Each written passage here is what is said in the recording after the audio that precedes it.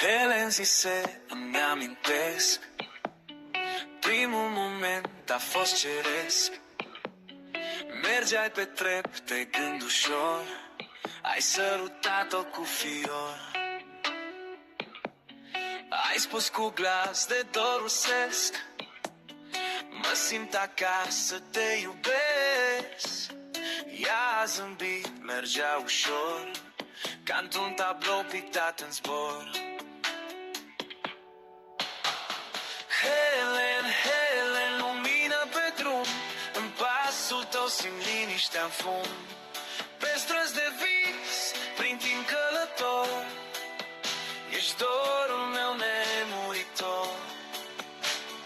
Helen, Helen, ești semn și cuvânt, cu tine simt că zbor pe pământ.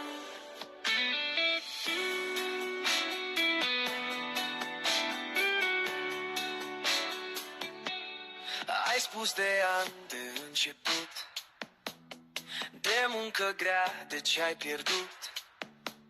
Sara era doar un ecou, dar Helen arde în suflet nou.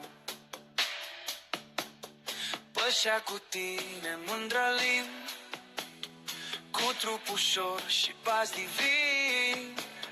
Privirea ei o poezie, o taină în drum, o melodie.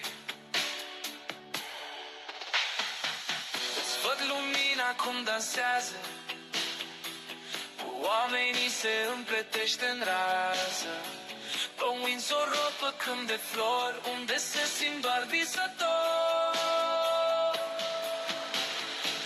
Liftul pe ștera lemnul sfânt, tot vibrează cu al tău cuvânt.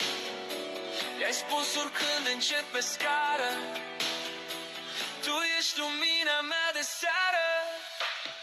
Helen, Helen, lumină pe drum, în pasul tău simt liniștea în fum. Pe străzi de vis, prin timp călător, ești dorul meu nemuritor. Helen, Helen, ești semn și cuvânt, cu tine simt că zbor pe pământ. În câmpuri largi și munți de argint, în vis te simt mereu alint. Pe Greenbox străzi și-n pas ușor, Helen, tu ești al meu decor.